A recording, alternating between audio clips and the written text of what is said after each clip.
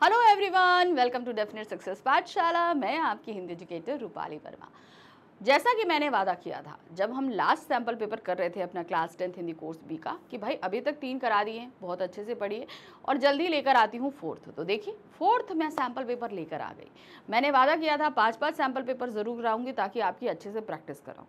तो आज हम करने वाले हैं अपना class 10th Hindi course B का 4th सैम्पल पेपर। ठीक है, बहुत सावधानी से देखिएगा, क्योंकि देखिए सैम्पल पेपर करने से फ़ायदे बहुत होते हैं।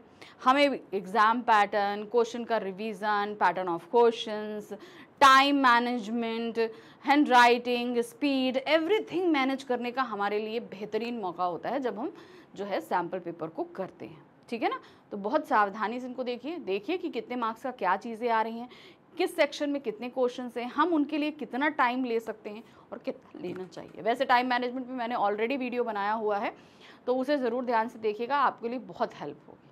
ठीक है, चलिए तो देखिए क्या है। Class 10th Hindi course B का सैम्पल क्वेश्चन पेपर नंबर 4 है, सेशन 2024-25 के लिए। ध्यान रखिए पेपर कोड है 085। पेपर कोड ज़रूर ध्यान रखिएगा, क्योंकि एक ही दिन में कोर्स ए और बी दोनों के पेपर्स होते हैं, तो आपको पेपर कोड पता होना चाहिए। ठीक है, तो 002 और 085।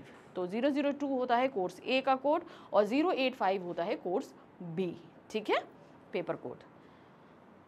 तो यहाँ पर ध्यान रखिए, आपको 3 घंटे का निर्धारित समय दिया जाएगा और 80 मार्क्स का पेपर होगा। जैसा कि मैंने पहले बताया है कि पेपर मिलने के 15 मिनट आपको रीडिंग टाइम दिया जाता है, उसके बाद में आपके पास में जो आते हैं वो आपका रिटन टाइम होता है। तो रीडिंग टाइम को आपको बहुत अच्छे से यूटिलाइज करना है।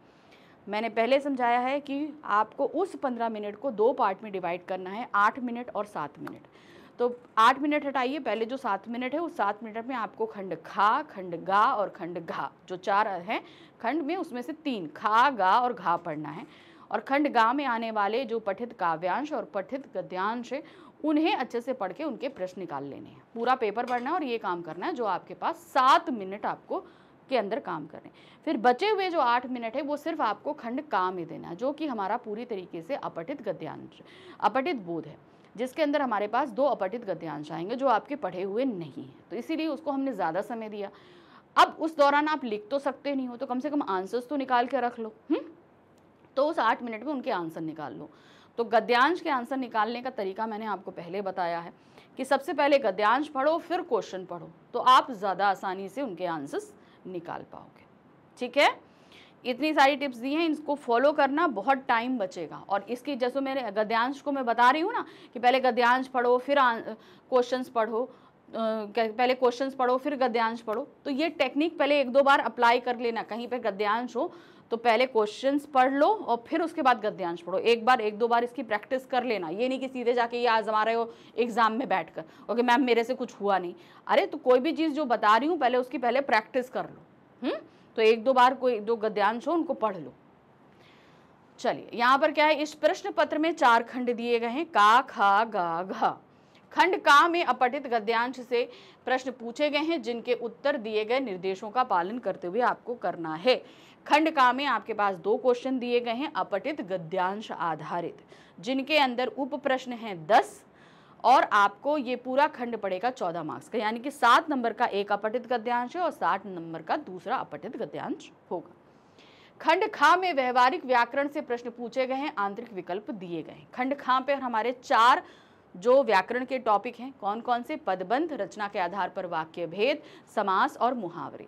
तो ये 4 जो टॉपिक दिए हैं इन पर 20 प्रश्न रखे जाएंगे खंड खा में, जिसमें हमें सिर्फ 16 प्रश्न करने हैं। इसके निर्देश आपको अंदर दिए जाएंगे। ठीक, फिर आते हैं खंड गा, जिसमें पाठ्य पुस्तक पर आधारित निर्देशानुसार उत्तर दिए गए हैं। तो हमारी जो पाठ्य पुस्तक है ना, कौन सी, स्पर्श और संचयन, इस पर प्रश्न पूछे जाएंगे खंड गा में, जिसमें आपके पास बहुविकल्पीय प्रश्न भी हैं, लघु उत्तरीय प्रश्न है और दीर्घ उत्तरीय प्रश्न है। तो 3 तरह के प्रश्न इसके अंदर आपको दिए जाएंगे और निर्देश हर किसी प्रश्न के साथ मौजूद है। खंड घा में रचनात्मक लेखन पे आधारित आंतरिक विकल्प दिए गए हैं। तो खंड घा हमारा रचनात्मक लेखन पे आधारित है, जिसमें हमारे पास क्या रहेगा, सबसे पहले अनुच्छेद लेखन, पत्र लेखन, सूचना लेखन, विज्ञापन लेखन, ईमेल लेखन और आपके साथ लघु कथा लेखन। तो ये 6 टॉपिक आपके पास में रचनात्मक लेखन के हैं। तो इसमें आपके पास जो प्रश्न दिए गए हैं, हर प्रश्न के साथ विकल्प मौजूद हैं और निर्देश दिए गए हैं, तो उनको आपको फॉलो करते हुए विकल्प के आधार पर काम करने होंगे। ठीक है, तो प्रश्न पत्र में कुल 16 प्रश्न हैं और सभी अनिवार्य हैं। तो खंड का, खा, गा, घा में 16 प्रश्न दिए गए हैं, सारे प्रश्न करने हैं। तो कहोगे आप विकल्प कहाँ है? भाई इनके अंदर जो उप प्रश्न दिए गए हैं उनमें आपके सामने विकल्प मौजूद हैं। ठीक है, ओके। चलिए अब क्या आ जाते हैं, यथासंभव सभी खंडों के प्रश्नों के उत्तर क्रमशः करने हैं। तो जितने भी प्रश्न दिए गए हैं सबको सीक्वेंस, यानी 1 से लेकर 16 तक के प्रश्न आपको लाइन से करने हैं। प्रश्न क्या, 1 2 3 4 5 6, तो जिस ऑर्डर में क्वेश्चन पेपर में क्वेश्चंस हैं वही ऑर्डर में आपके पास आंसर शीट में आंसर्स होने चाहिए। ध्यान रखिएगा, उस क्रम को आपको बिल्कुल भी तोड़ना नहीं है। चलिए शुरू करें। तो जैसे मैंने बोला था, खंड का हमारा अपठित बोध आधारित है, यानी कि हमारे पास खंड का में 2 प्रश्न हैं। दोनों ही प्रश्न में हमारे पास अपठित गद्यांश दिए गए हैं और एक गद्यांश के अंदर आपके पास 5 प्रश्न हैं, जिनमें 3 प्रश्न आपके पास बहुविकल्पीय हैं और 2 आपके पास वर्णनात्मक है। ठीक है, तो टोटल मिलाकर 7 नंबर के प्रश्न यहाँ पर दिए गए हैं। तो देखिए क्या है, सवेरे हम अपनी मंजिल काठमांडू की ओर बढ़े। पहाड़ी खेतों में मक्के और अरहर की फसलें लहरा रही थीं। छोटे छोटे गांव और परकोटे वाले घर बहुत सुंदर लग रहे थे। शाम होते होते हम काठमांडू पहुंच गए। आज काठमांडू पर लिखते हुए उंगलियां कांप रही हैं, वैसे ही जैसे 25 अप्रैल को काठमांडू की धरती कांप उठी थी। याद है, बहुत भयंकर जो है वो भूकंप आया था वहां पर। न्यूज चैनल जब धरहरा स्तंभ को भर भरा कर गिरते दिखा रहे थे, मेरा मन बैठा जा रहा था। क्या हुआ होगा धरहरा के इर्द गिर्द फेरी लगाकर सामान बेचने वालों का। मतलब बहुत ही प्राचीन इमारत थी जो एकदम ऐसे ताश के पत्ते की तरह ढह गई थी। और उस बांसुरी वादक का जिसके सुरों में मन मोह लिया था, यानी कि मैं कभी जब वहाँ गया था तो मैंने वहाँ पर घूमा था, तो वहाँ बहुत सारे लोग जो फेरी लगाते थे। एक बांसुरी वाला था जो बांसुरी बजाता था, तो वो सारी यादें कहीं ना कहीं मेरे अंदर कांप गई। और वे पर्यटक जो धरहरा के सौंदर्य में बिंधे उसका सौंदर्य निहारते हैं। सब कुछ जानते हुए भी मन यही कह रहा था कि सब ठीक हो, यानी कि हमको कहीं लग रहा था कि इतना सब कुछ हुआ है लेकिन सब कोई सही सलामत हो, ये एक मन में हम सोच रहे थे। रात को हम बाजार गए। बाजार इलेक्ट्रॉनिक सामानों से अटा पड़ा था। दुकानों की मालकिनें मुस्तैदी से सामान बेच रही थी। हमारे हिमालय क्षेत्र की तरह यहाँ भी अर्थव्यवस्था का आधार औरतें ही हैं, यानी कि ज़्यादातर काम क्या है, औरतें करती हैं, क्योंकि पहाड़ों पर पर्याप्त ज़मीन नहीं होती और अर्थव्यवस्था और रोजगार के साधन भी बहुत नहीं होते। सो घर के पुरुष नीचे मैदानी इलाकों में कमाने जाते हैं और घर परिवार की सारी जिम्मेदारियां महिलाएं उठाती हैं। तो ज़्यादातर पहाड़ी क्षेत्रों में ऐसा ही होता है। यहाँ गांव की महिलाएं खेती और शहर की महिलाएं व्यवसाय संभालती हैं। मैंने देखा वे बड़ी कुशलता से व्यावसायिक दांवपेच अपना रही थी। हमारा पोखरा होते हुए लौट रहे थे। हम पोखरा गए, पोखरा से लौट आए। रास्ते भर हिमाच्छादित चोटियां आंख में चौली खेलती रहीं। तो हिम से जो बर्फ से भरी हुई जो चोटियां थी वो कभी दिख रही थी, कभी नहीं दिख रही थी। राह में अनेक छोटे बड़े नगर, गांव और कस्बे आते रहे। नेपाली औरतें घरों में काम करती नजर आ रही थी। मक्का कट कर घर आ चुका था, उसके गुच्छे घर के बाहर खूंटियों के सहारे लटके नजर आ रहे थे। हम काली नदी के साथ साथ चल रहे थे। तो आपने यहाँ पर ये देख रहे हो ना, जो ये गद्यांश दिया हुआ है एक तरीके से एक यात्रा को विस्तृत कर रहा है। तो चलिए अब इस पर हैं हमारे पास 5 प्रश्न, 3 बहुविकल्पीय और 2 वर्णनात्मक। क्या है, लेखक की अंगुलियां क्यों कांप रही थी? नेपाल में अपने बुरे अनुभव याद कर आने के कारण, नेपाल में आए भूकंप की याद हो आने के कारण, नेपाल में पड़ने वाली सर्दी के कारण, नेपाल की डरावनी सड़कों के कारण। तो क्या था, उन्हें नेपाल जब वो लिख रहे थे तो नेपाल का वो भूकंप उन्हें याद आ गया था, है ना। तो सही क्या है, नेपाल में आए भूकंप को याद होने के कारण। नेक्स्ट है, लेखक दुखी और हताश क्यों था? धरहरा के लोगों की सुरक्षा की चिंता में, उसे लग रहा था कि वहां के सभी लोग सुरक्षित हों। नेपाल यात्रा में अधिक धन खर्च हो गया था इसलिए। लेखक को नेपाल यात्रा अच्छी नहीं लगी इसलिए। नेपालियों के बुरे बर्ताव के कारण। तो इसका सबसे बड़ा रीज़न क्या है, वो है धरहरा के लोगों की सुरक्षा की चिंता थी कि भाई उस भूकंप को जब वो हम लोग टीवी में देख रहे थे लग रहा था कि वहाँ के सभी लोग सुरक्षित हों, सही हों, इसलिए उनका हाथ काँप रहा था। नेक्स्ट है नेपाल में बहने वाली एक नदी जो भारत और नेपाल की सीमा पर है, कौन सी है? काली नदी, गंगा नदी, यमुना नदी या व्यास नदी? तो उनका बोला काली नदी के किनारे किनारे जा रहा हूं, तो कौन सी नदी है वो? काली नदी। चलिए, तो 3 हमारे बहुविकल्पी हो गए। अब हम आ गए वर्णनात्मक प्रश्न पे। अब हमारे पास 2 वर्णनात्मक प्रश्न है और ये सभी 2-2 नंबर के रहेंगे। 3 नंबर के बहुविकल्पी और 2-2 नंबर के वर्णनात्मक, पूरे हो गए 7 नंबर। काठमांडू के बाजार की क्या विशेषता थी? वहां पर वो सारी अर्थव्यवस्था औरतों ने संभाल रखी।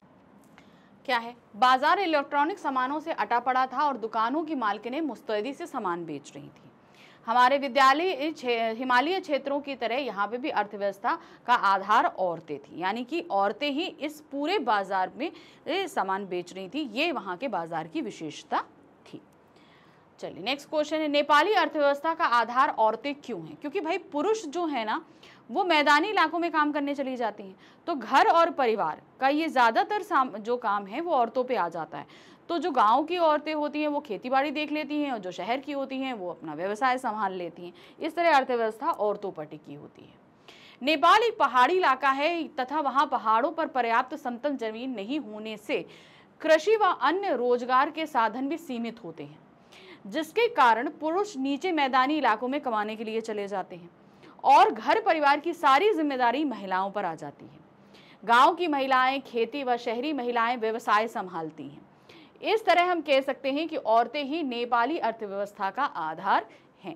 औरतें जो हैं वो पूरा व्यवसाय संभाल लेती हैं, चाहे दुकानों पे भी आप औरतों को देखेंगे, घरों खेतों वगैरह में काम करती, क्योंकि पुरुष जो हैं वो ऑलरेडी शहरों में काम करने के लिए या मैदानी इलाकों में काम करने के लिए चले जाते हैं।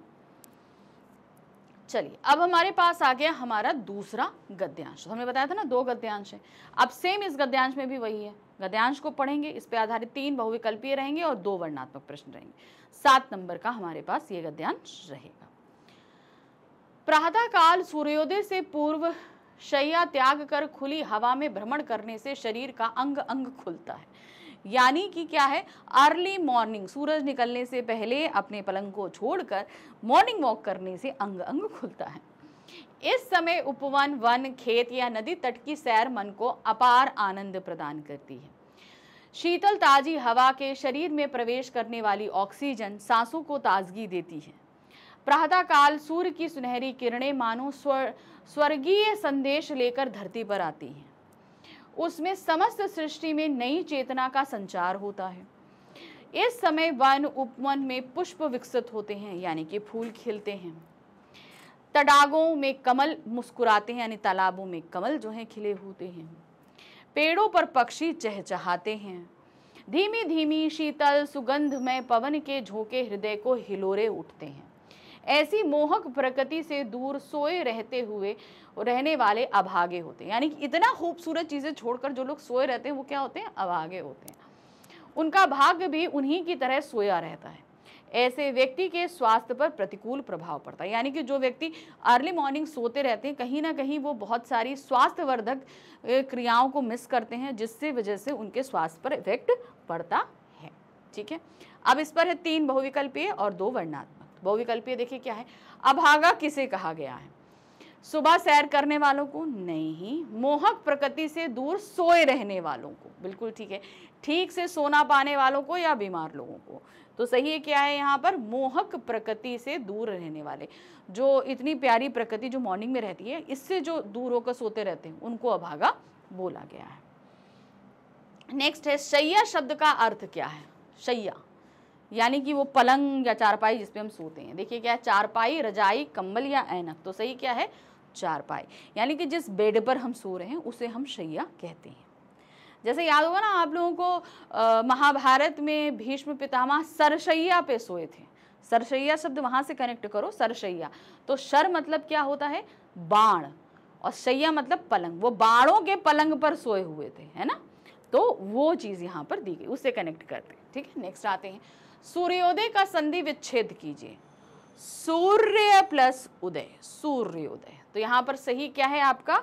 ये देखिए लास्ट वाला, सूर्य प्लस उदय। चलिए, अब हम आ गए अपने 2 वर्णात्मक प्रश्नों पे, 3 बहुविकल्पी हो गए। वर्णात्मक प्रश्न देखिए क्या है। प्रातः काल के समय किन स्थानों की सैर मन को अपार आनंद प्रदान करती है? किन स्थानों की? वन, उपवन, तालाब, इन सभी जगह के सैर को, है ना। देखिए क्या है, प्रातः काल के समय वन, खेत, उपवन तथा नदी तट की सैर मन को अपार आनंद प्रदान करती है, क्योंकि इस समय का जो वातावरण है वो एक तो साफ और स्वच्छ होता है, दूसरा यहाँ का प्राकृतिक दृश्य अलग होता है जो मन को वाकई शांति प्रदान करता है। 5वां है, मोहक प्रकृति से आप क्या अभिप्राय निकालते हैं? मोहक अपति, मोहक मतलब कहता है मन को मोह लेने वाली, जो हमें अपनी तरफ आकर्षित कर ले, है ना। तो देखिए क्या है, जब पुष्प विकसित होते हैं, कमल मुस्कुराते हैं, पेड़ों पर पक्षी चहचहाते हैं और पवन शीतल और सुगंधमय होती है, तब हमें मोहक प्रकृति का अनुभव होता है। यानी कि ये प्रकृति हमारे मन को मोह लेती है, हमें दिखाई अच्छा दे रहा है, हमें सूंघाई बहुत अच्छा दे रहा है, हम जिस चीज़ों को आसपास महसूस कर रहे हैं वो हमें बहुत अच्छा फील दे रही है, तो जाहिर सी बात है ये प्रकृति क्या कहलाएगी? मोहक कहलाएगी। चलिए अब हम आ गए खंड खा पे। खंड खा पे हमारे पास क्या है? हमारे पास दिए गए हैं व्यवहारिक व्याकरण, ठीक है। तो व्याकरण के हमारे पास हैं 4 टॉपिक: पदबंध, रचना के आधार पर वाक्य रूपांतरण, समास और मुहावरे, ठीक है। तो हर टॉपिक पे, यानी कि 4 टॉपिक है, हर टॉपिक पे 5-5 प्रश्न रखे जाएंगे। तो इस तरीके से कितने प्रश्न हो जाएंगे? 20 प्रश्न हो जाएंगे। लेकिन आपको करने कितने हैं? हर टॉपिक पे 4 प्रश्न करने, यानी कि पदबंध पे 4 करोगे 5 दिए जाएंगे, 4 करोगे, रचना के आधार पे 5 दिए जाएंगे, 4 करोगे, तो इसलिए हर टॉपिक पे आपको 5-5 प्रश्न दिए जाएंगे, दिए करने आपको सिर्फ 4-4 होंगे। तो इस तरीके से क्या हो जाएगा, आपको दिए तो 20 प्रश्न गए हैं, लेकिन आपको करने कितने हैं? सिर्फ 16 प्रश्न। और ये खंड भी हमारा कितना? 16 नंबर का रहेगा, यानी कि 1 नंबर का 1 प्रश्न हमारे पास में रहेगा। चलिए देखिए क्या दिया गया है। निम्नलिखित वाक्यों में से किन्हीं 4 प्रश्नों के उत्तर दीजिए। तो यहाँ पर पदबंध आधारित हमारे पास दिए गए हैं 5 प्रश्न और हमें करने हैं सिर्फ 4 प्रश्न, ठीक है। 1-1 नंबर का प्रश्न है। देखिए क्या दिया गया है। उसका कुत्ता अत्यंत सुंदर और आज्ञाकारी है, रेखांकित पदबंध का नाम लिखिए। अब यहाँ पर क्या है? रेखांक अत्यंत सुंदर और आज्ञाकारी, इसके नीचे अंडरलाइन है। अब ये क्या होगा मुझे बताओ? ये कुत्ते की विशेषता को बतला रहा है, तो सीधे सीधे ये हमारा क्या हो जाएगा? विशेषण पदबंध, ठीक है। क्योंकि कुत्ता क्या है? संज्ञा है, इसकी विशेषता क्या है? वो अत्यंत सुंदर है और आज्ञाकारी है, ठीक। नेक्स्ट आते हैं, लोहे की बड़ी अलमारी से कोट निकालो, वाक्य में प्रयुक्त संज्ञा पद है। अब आपको संज्ञा पद बताना है, ठीक है। अब संज्ञा पद क्या होगा? संज्ञा पद ढूंढने के लिए सबसे पहले पूरे वाक्य में संज्ञा ढूंढ लो। तो यहाँ पर संज्ञा क्या है? अलमारी। तो उससे पहले उसकी जो विशेषता है वो सभी आप अंडरलाइन कर दोगे, तो वो आपका संज्ञा पद बंद हो जाएगा। जैसे क्या हो जाएगा?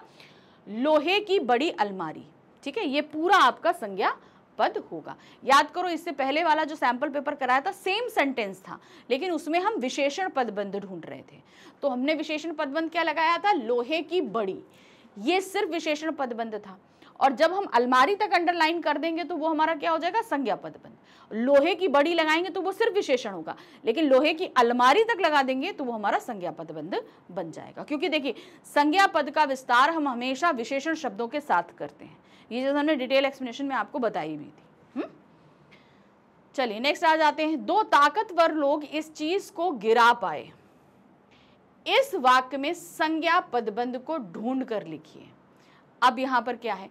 अब इस सारी चीज में आप देखो, यहाँ पर लोग जो है ये संज्ञा है।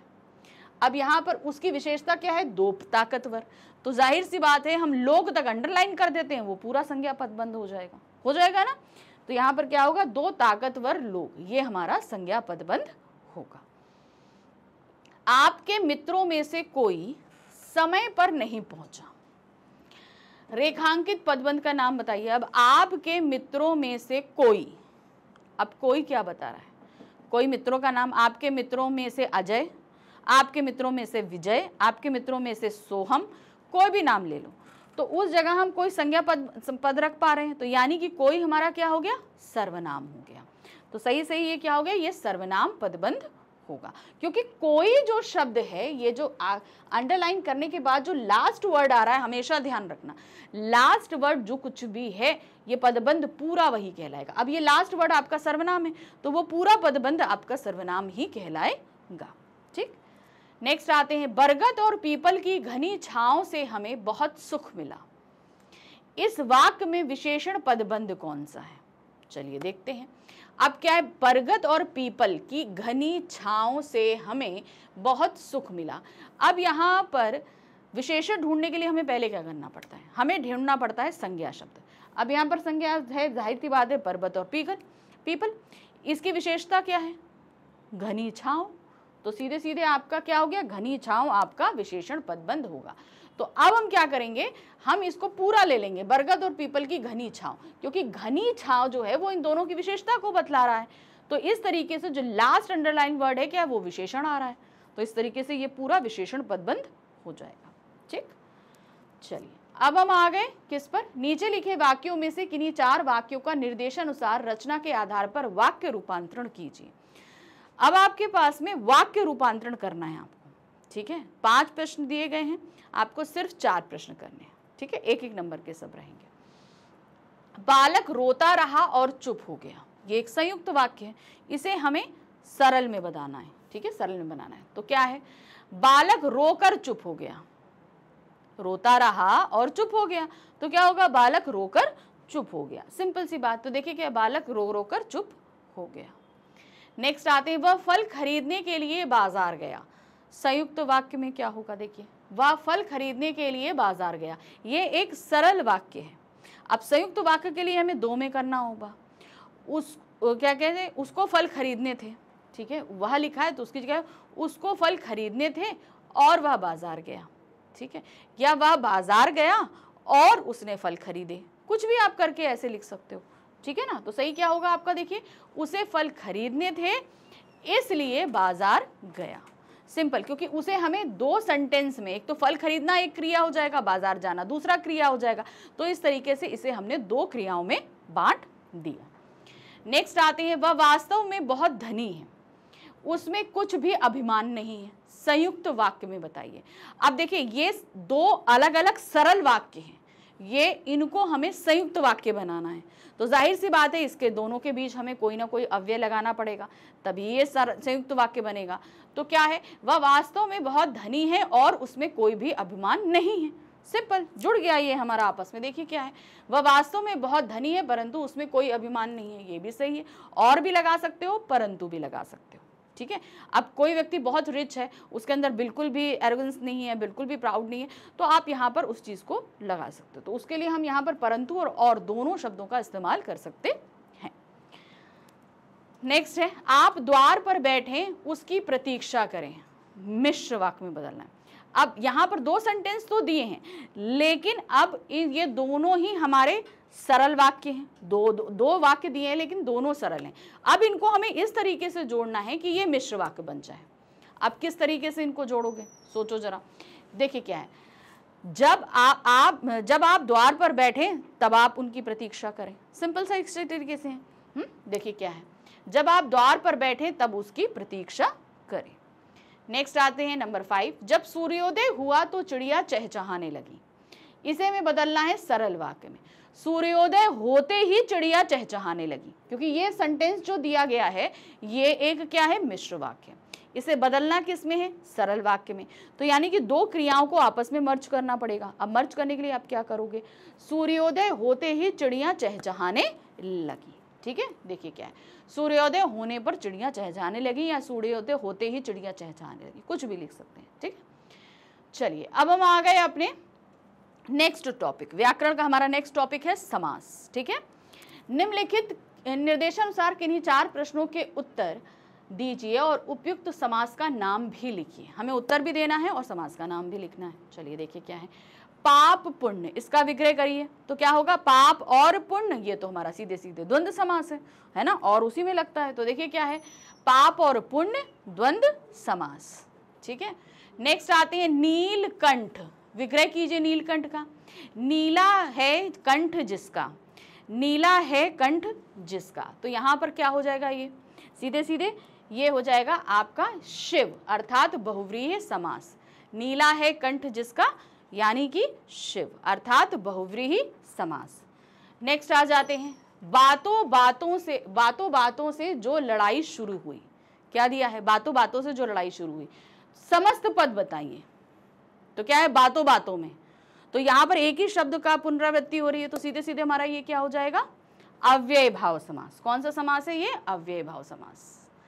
अच्छा, तो ये तो गलत हो गया, बहुव्रीहि समास तो नहीं है। तो यहाँ पर बातों बातों में ये अव्यय भाव समास होगा, बहुव्रीहि समास नहीं। ध्यान रखना, जहाँ पर एक ही शब्द की पुनरावृत्ति 2 बार होती है वहाँ पर अव्यय भाव समास होता है। ठीक है, हमेशा ध्यान रखना। जैसे रातों, रात ही रात में, रातों ही रात, ठीक है ना। तो एक शब्द जब पुनरावृत्ति होती है तो वहां पर क्या होता है, अव्यय भाव समास। नेक्स्ट आते हैं राम और कृष्ण, समस्त पद बनाइए, राम कृष्ण, द्वंद्व समास। ठीक है, और हटा के आपको योजक लगा देना है बीच में। तो देखिए क्या है, राम कृष्ण द्वंद्व समास। नेक्स्ट आते हैं 5 वटों का समाहार। तो क्या हो जाएगा 5 वटों का समाहार, पंचवटी। अब पहला शब्द आपका संख्यावाची है तो कौन सा समास होगा, द्विगु समास। ठीक है, तो ये हमारा क्या है, 5 वटों का समाहार या 5 वटों का समूह, पंचवटी द्विगु समास। नेक्स्ट आते हैं प्रश्न संख्या 6। निम्नलिखित में से किन्हीं 4 मुहावरों का वाक्य में प्रयोग इस प्रकार कीजिए कि उनका आशय स्पष्ट हो जाए। अब हमारा जो अगला टॉपिक है वो के व्याकरण का क्या है, मुहावरे। अब मुहावरे पर आपको दिए गए 5 प्रश्न। अब इन 5 प्रश्नों में आपके सामने रखे गए हैं मुहावरे और इनका बनाना है वाक्य में प्रयोग, और इस तरीके से प्रयोग करना है कि जो इस मुहावरे का अर्थ है वो पूरी तरीके से स्पष्ट हो जाए। ठीक है, तो चलिए देखते हैं। यहाँ पर सिर्फ आपको 4 करने हैं, तो इसी तरीके से आपके पास एग्जाम में भी आएंगे। जैसे दिया है आंखों में धूल झोंकना, तो आंखों में धूल झोंकने का मतलब क्या होता है, किसी को धोखा देना। अब इसका बनाना है आपको वाक्य में प्रयोग। तो क्या है, देखिए, गिरीश की आंखों में धूल झोंककर गोविंद भाग गया, यानी कि उसको धोखा दिया और वो भाग गया। वो ताक में था कि भाई ये निकलेगा तो मैं पकड़ूंगा, लेकिन उसने क्या किया, वो धोखा देकर निकल गया। बेचारे गिरीश को पता ही नहीं चला। नेक्स्ट है कूट कूट कर भरना। कूट कूट के भरना यानी कि पूरी तरीके से जो कोई चीज किसी के अंदर समा जाना, ये चीज दी गई है ना। तो यहाँ पर क्या आएगा, देखिए, भगत सिंह में देशभक्ति की भावना कूट कूट कर भरी हुई थी, यानी कि वो उनकी नस नस में वो भावना समाई हुई थी। नेक्स्ट आते हैं हक्का बक्का रह जाना। अब यहाँ पर क्या दिया है, हक्का बक्का रह जाना यानी कि भौचक्का रह जाना या अचंभित हो जाना, कुछ इस तरीके से। ठीक है, तो देखिए क्या है, रानी लक्ष्मीबाई की वीरता को देखकर अंग्रेजी सरकार हक्का बक्का रह गई। उन्होंने कभी ऐसा नहीं सोचा था कि एक स्त्री इस तरीके के कदम उठाएगी, तो ये देखकर वो जो है वो हक्का बक्का रह गए थे, अचंभित हो गए थे। चौथा है अपने पैरों पर खड़ा होना, यानी कि स्वावलंबी बनना। ठीक है, अपना खर्चा खुद उठाना, लाइक दैट। ठीक है, तो इस तरीके से क्या है, यहाँ पर हर माँ बाप का सपना होता है कि उनके बच्चे अपने पैरों पर खड़े हों, यानी कि अपना खर्चा, अपनी सारी चीज़ें वो खुद बेयर करें। तो एक तरीके से उसको हम जैसे बोलते हैं ना, माँ बाप भाई इस बच्चों को पैदा करते हैं, पालते हैं, पोसते हैं, पढ़ाते हैं कि इसकी अच्छी जॉब लगे। तो वो ये चाहते हैं कि जब वो बड़ा हो जाए और हमारे से बाहर, जब हम इस दुनिया में नहीं रहेंगे, तो वो अपने लिए कमा खा सके, अच्छे से जीवन व्यतीत कर सके। तो उसको हम बोलते हैं स्वावलंबी बनना। ठीक है, नंबर 5 है हाथ मलना। हाथ मलना यानी कि अफसोस होना। जब कोई चीज़ हमारे हाथ से निकल जाती है, अरे यार ये मेरे हाथ से निकल गई, ये कैसे हो गया। ठीक है ना, तो वो अफसोस होना यहाँ पर। ठीक है, तो इसके लिए जो हम बनाएंगे, क्या लिखेंगे, देखिए, हाथ मलना, पुलिस हाथ मलती रह गई और चोर भाग गया, यानी कि उनको अफसोस हुआ, अरे ये कैसे भाग गया, उनको अफसोस हुआ। चोर भाग गया तो उनको बड़ा अफसोस हुआ, हाथ मलती रह गई। तो इस तरीके से हमारा खत्म हो गया खंड खा। तो खंड खा में जो हमारे व्यवहारिक व्याकरण के प्रश्न दिए गए थे वो करीबन 20 दिए गए थे, जिसमें से हमने 16 किए और ये हमारे 16 मार्क्स के थे। ठीक है, चलिए अब हम बढ़ रहे हैं किसमें, अपने खंड गा में। खंड गा में हमारे पास हमारी 2 पाठ्य पुस्तक हैं। कौन कौन सी हैं, एक है स्पर्श भाग 2 और दूसरी है संचयन भाग 2। इस पर आधारित प्रश्न आएंगे हमारे खंड गा में। ठीक है, अब खंड गा में जो ये प्रश्न आ रहे हैं ये बहुविकल्पीय भी रहेंगे, लघु उत्तरीय भी रहेंगे और दीर्घ उत्तरीय भी रहेंगे, क्योंकि दीर्घ उत्तरीय प्रश्न तो आपके सिर्फ संचयन से आएंगे। तो जाहिर सी बात है लघु उत्तरीय और बहुविकल्पीय किससे आएंगे, स्पर्श से आएंगे। और गद्य खंड और काव्य खंड के अलग अलग प्रश्न रहेंगे। चलिए देखते हैं। अब हमारे पास जो हमारे गद्य खंड के 7 अध्याय दिए गए हैं, उन 7 अध्यायों में से किसी एक अध्याय से एक गद्यांश रखा जाएगा और इस पर आधारित 5 बहुविकल्पीय प्रश्न रहेंगे। क्या दिया गया है देखिए, शैतान का हाल भी पढ़ा ही होगा, उसे यह अभिमान हुआ था कि ईश्वर का उससे बढ़कर सच्चा भक्त कोई है ही नहीं। तो ये तो हमें लग रहा है बड़े भाई साहब से लिया गया है कि नहीं। चलिए देखिए क्या है। अंत में यह हुआ कि स्वर्ग से नरक में ढकेल दिया गया। शाही रूम ने भी एक बार अहंकार किया था, भीख मांग मांग कर मर गया। तुमने तो अभी केवल 1 दर्जा पास किया है और अभी से तुम्हारा सिर फिर गया है। तब तो तुम आगे पढ़ चुके। यह समझ लो कि तुम अपनी मेहनत से नहीं पास हुए हो, अंधे के हाथ बटेर लगी है, यानी कि जो है धोखे से हुए हो। मगर बटेर केवल एक बार हाथ लग सकती है, बार बार नहीं लग सकती। कभी कभी गुल्ली डंडे में भी अंधा चोट निशाना पड़ सकता है। इससे कोई सफल खिलाड़ी नहीं हो जाता। सफल खिलाड़ी वह है जिसका कोई निशाना खाली ना जाए। तो यहाँ पर बड़े भाई साहब बता रहे हैं, समझा रहे हैं कि जिस तरीके से हमारे लेखक को ये गुमान हो गया है कि भाई वो पढ़े ना पढ़े पास हो जाएगा, ये घमंड उसके अंदर ना बैठने पाए, इस चीज़ के लिए बड़े भाई साहब उसको समझा रहे हैं। अब इस पर आधारित है 5 बहुविकल्पीय प्रश्न। चलिए देखते हैं पहला प्रश्न क्या है। बड़े भाई ने लेखक को शैतान का उदाहरण क्यों दिया? क्या कारण था कि वो शैतान को उदाहरण दे रहे थे? घमंड के कारण पढ़ना लिखना छोड़ ना दे, घमंड से दूर रहने के लिए उपर्युक्त सभी। वह बात नहीं मानेगा तो उसे नरक के समान कष्ट भोगना पड़ेगा। तो शैतान का उदाहरण उन्होंने क्यों दिया? क्योंकि यहाँ पर उपर्युक्त सभी हैं कि भाई ऐसा ना हो कि उसके अंदर घमंड आ जाए अपनी पढ़ाई को लेकर। ये सारी बातें यहाँ पर अपनी जगह सही है। ठीक है, चलिए नेक्स्ट देखते हैं। चलिए नेक्स्ट क्वेश्चन क्या दिया है। बड़े भाई ने लेखक पर क्या क्या आरोप लगाए? अब लेखक पे क्या क्या आरोप लगाए थे? वह अपनी मेहनत से पास नहीं हुआ है, उसे घमंड हो गया है, उसको यूं ही तुक्का लग गया है, उपरोक्त सभी। तो गद्यांश में क्या दिया था? ये सारी बातें कही थी, तो हम क्या लिखेंगे? उपरोक्त सभी। फिर आते हैं, बड़े भाई ने किस तर्क के आधार पर लेखक को असफल खिलाड़ी कहा? अब बड़े भाई ने यहाँ पर क्या बोला कि क्या कहते हैं, किस तर्क पे उन्होंने बोला कि भाई तुम एक असफल खिलाड़ी हो, कि तुम्हारा सिर्फ एक बार तुक्का लग गया है? क्योंकि उसने सफलता मेहनत से प्राप्त की है, इसमें से कोई नहीं, क्योंकि उसे यूं ही सफलता तुक्के से प्राप्त हो गई है, अंधे के हाथ बटेर लग गई है। तो यहाँ पर सही जो है उसका कारण क्या है? क्योंकि उसे यूं ही सफलता तुक्के, क्योंकि पहली बार वो पास हुआ था। भाई वैसे तो हमने क्या देखा कि पूरे चैप्टर में 2 बार पास हुए, लेकिन इस गद्यांश में अभी पहली बार पास होने पर बड़े भाई ने जो बातें कही ये वो बताई जा रही है। तो उनको लगा है कि भाई पहली बार वो तुक्के से यूं ही पास हो गए हैं, इसलिए उन्होंने असफल खिलाड़ी कहा है। नेक्स्ट आते हैं, अहंकार करने वाले का क्या हाल होता है? गद्यांश के आधार पर बताइए। चलिए, तो गद्यांश में क्या बोला है उन्होंने? दर दर भीख मांगनी पड़ती है, नाश होता है, उसे नरक के समान जीना पड़ता है, या सभी? तो यहाँ पर क्या हम लिखेंगे? सभी। भाई गद्यांश में ये बातें सभी पूरी तरीके से बड़े भाई साहब जी ने बताई हैं कि जो घमंड करता है उसके साथ ये सब कुछ होता है। नेक्स्ट है 5th, वक्ता की मनः स्थिति का वर्णन करके लिखिए। वक्ता यानी कि कौन है वक्ता इस पूरे गद्यांश में? बड़े भाई साहब। क्या है? असफल होने की कुंठा, छोटे भाई को कहने में ना रख पाने की हताशा। पहली चीज क्या है? एक तो उनके अंदर कहीं ना कहीं असफल होने की कुंठा थी, इसलिए वो सारे मन की भड़ास निकाल रहे थे। और दूसरी चीज सॉरी, वो अपने छोटे भाई को अपने कहने में रखना चाहते थे, वो नहीं हो पा रहा था। नेक्स्ट है, वह अपमान और उपेक्षा से पीड़ित व कर्तव्य बोध होना। छोटे भाई की मौज मस्ती, सफलता और ईर्ष्या आदि से उसका मन चित विचलित होना। तो यहाँ पर अगर हम बोलेंगे वक्ता की मन स्थिति, तो ये क्या है? छोटे भाई ने मौज मस्ती करी, बड़े भाई ने नहीं करी, वो सफल भी हो गया और ईर्ष्या आदि भी कहीं ना कहीं उनके अंदर थी कि भाई ऐसा कैसे हो सकता है, मैं तो पूरा टाइम पढ़ा और मैं फेल हो गया। ये तो खेल भी रहा था और बहुत कम पढ़ रहा था, लेकिन उसके बावजूद ये पास हो गया। और फिर एक ईर्ष्या होना, ये सारे भाव उस समय उनके अंदर थे। नेक्स्ट आ जाते हैं, प्रश्न संख्या 8। निम्नलिखित प्रश्नों में से किन्हीं 3 प्रश्नों के उत्तर लगभग 25 से 30 शब्दों में दीजिए। अब हमारे पास हमारे गद्य खंड के जो 7 अध्याय हैं उनमें से हमारे पास रखे जाएंगे 4 प्रश्न और हमें 3 प्रश्न करने हैं। उत्तर हमें देना है 25 से 30 शब्दों में, ठीक है।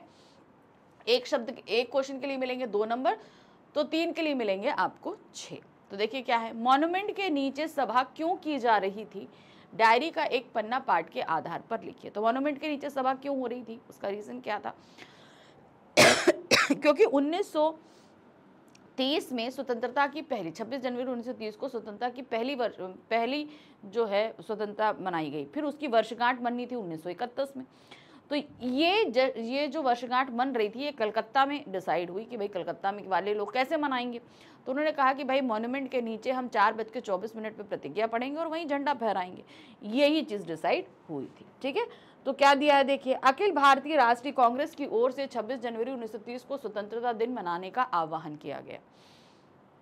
अगले वर्ष यानी 26 जनवरी 1931 को यादगार बनाने के लिए तथा लोगों में प्रेरणा निर्माण करने के लिए कलकत्ता में मॉन्यूमेंट के नीचे सभा आयोजित की जा रही थी कि भाई सब लोग इसके लिए प्रेरित हो।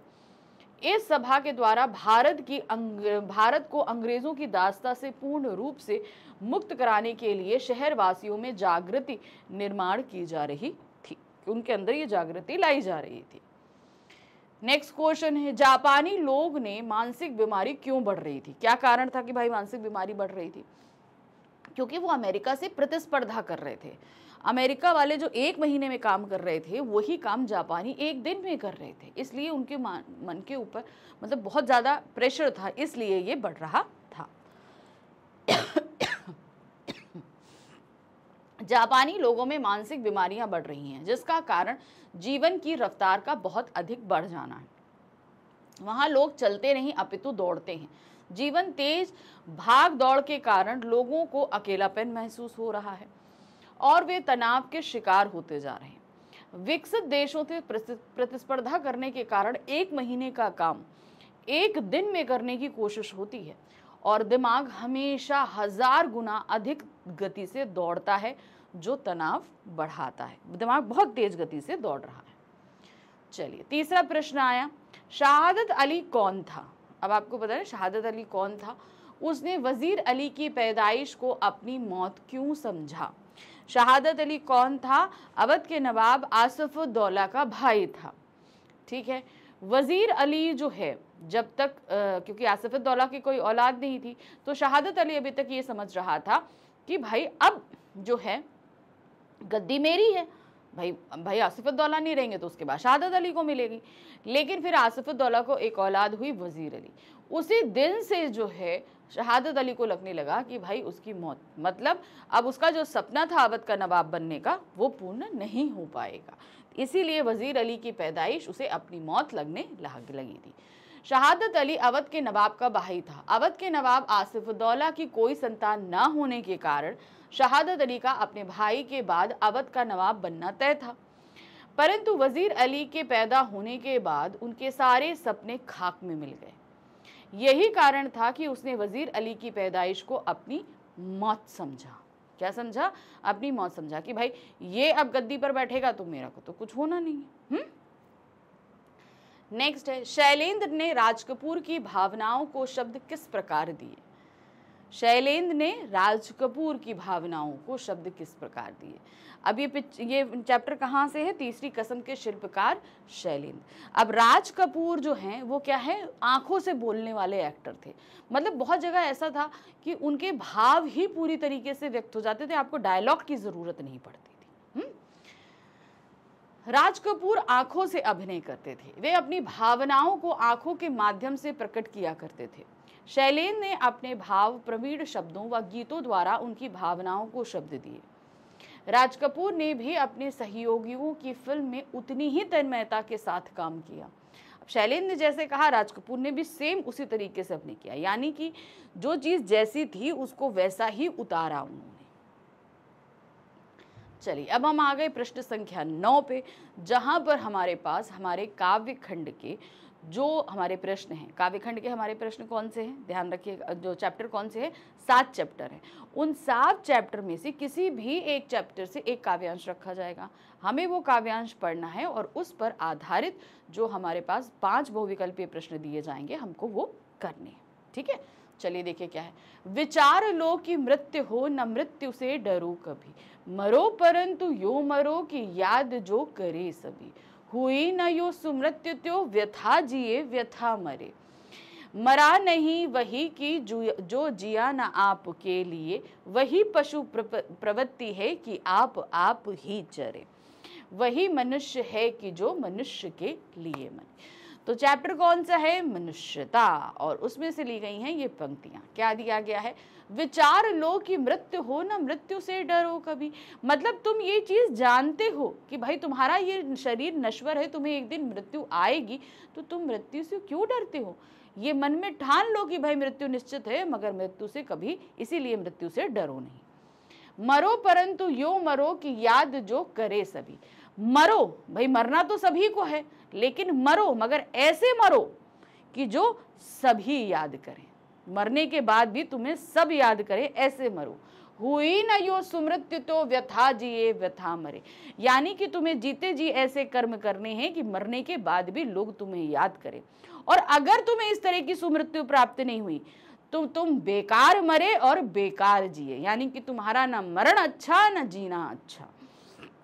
मरा नहीं वही कि जो जिया न आपके लिए, यानी कि वो व्यक्ति कभी नहीं मरता, वो व्यक्ति कभी नहीं मरता जो अपने लिए नहीं जीता।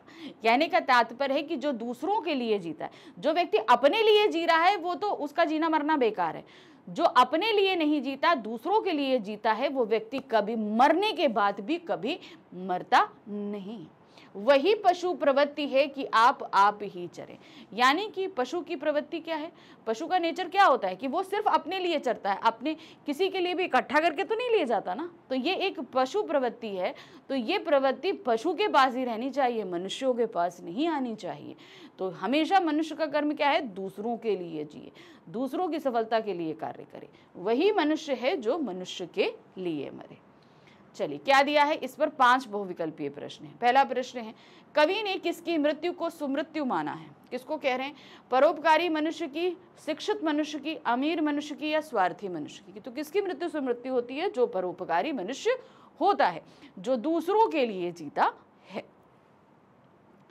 कवि के अनुसार पशु प्रवृत्ति क्या होती है? अब आप बताइए, पशु की प्रवृत्ति क्या होती है? अपने लिए ही जीना, है ना?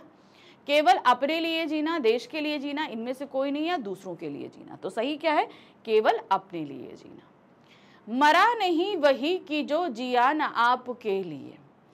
पंक्ति का आश्रय क्या है? इस पंक्ति का मतलब क्या है? मरा नहीं वही, वो व्यक्ति कभी नहीं मरा, जो जिया न आपके लिए, जो अपने लिए नहीं जीता है।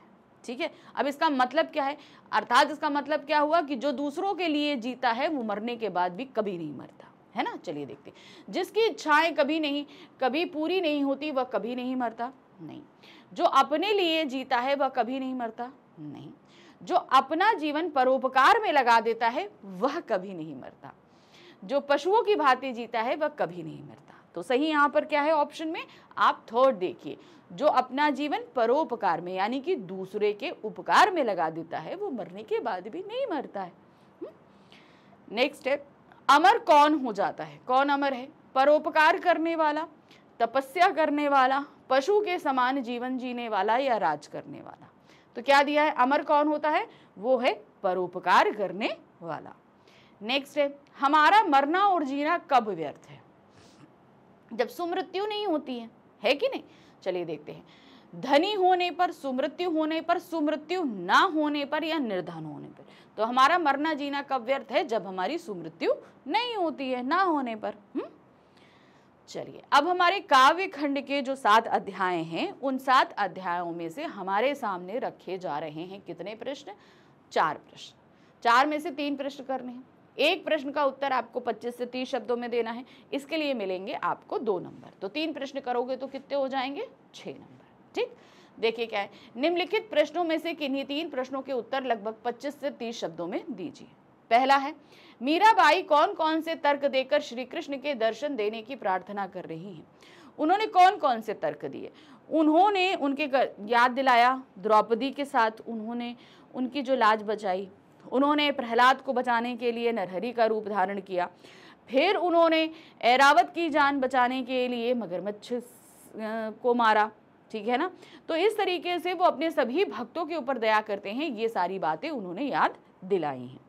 देखिए क्या है, मीराबाई निम्नलिखित तर्क देकर श्री कृष्ण से दर्शन देने की प्रार्थना कर रही हैं। मीरा कहती हैं कि यह कृष्ण भगवान आप भक्तों की रक्षा करने वाले हो, जिस प्रकार आपने अपने भक्तों की रक्षा करने उनको दर्शन दिए, उसी प्रकार मुझे भी दर्शन दीजिए।